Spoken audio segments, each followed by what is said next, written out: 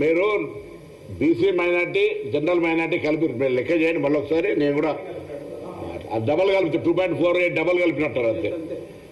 అట్లుండదా మా ప్రభుత్వంలో 100 మంది మొత్తం 33 మంది కలెక్టర్లు వ్యవస్థ మొత్తం ఏదో కాంగ్రెస్ పార్టీ మా జిల్లా కార్పొరేట్లో ఓబీసీసీలో లేకపోతే ఇట్లా మీరు చేసింది కాదు. మొత్తం 1,00,000 మంది పైన ప్రభుత్వ ఉద్యోగుల భాగస్వామ్యంతో ఇంటింటికి తిరిగి ఎవరైనా రెస్పాండ్ కాకపోతే 3% 3,60,00,000 మంది కుటుంబాల కొంతమంది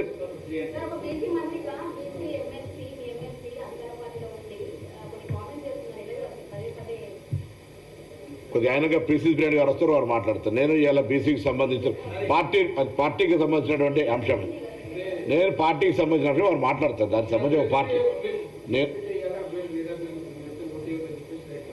పార్టీ అధ్యక్షులు మాట్లాడతారు. దాని మీద పార్టీ అధ్యక్షులు మాట్లాడతారండి.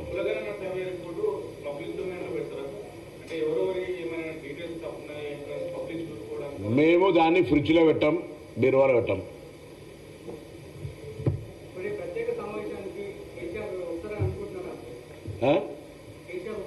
నిజంగా రావాలని కోరుకుంటా ఉన్నాం. గతంలో తెలంగాణ తల్లి విగ్రహావిష్కరణప్పుడు ఆహ్వానించినాం.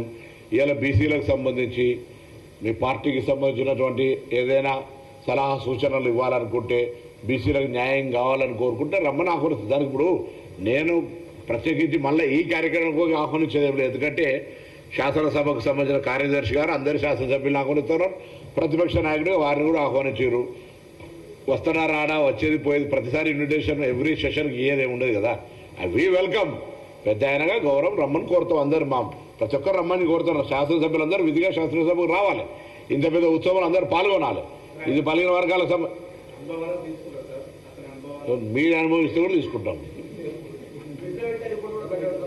అది ఫ్రిడ్జ్లో తెలియదు, తెలిసి వాళ్ళు ఎట్లుందో తెలియదు. ఆ రిపోర్ట్ ఏ దశలో ఉందో తెలియదు. ఎట్లా బయట పెడితే బయట పెట్టినాక సరే. అప్పుడు మేము కూడా మాకు తెలియదు పబ్లిక్ డొమైన్లో అది ఎక్కడుందో ఏమున్నదో, పబ్లిక్ డొమైన్లో ఎట్లా ఏ ఉద్దేశంతో చేసిండో సర్వే తెలియదు కదా. దాన్ని అనవసరం మేము చేసినాం కదా. మేము చేసిన తర్వాత దాన్ని పెడతామని అడుగుతాం ఎందుకు.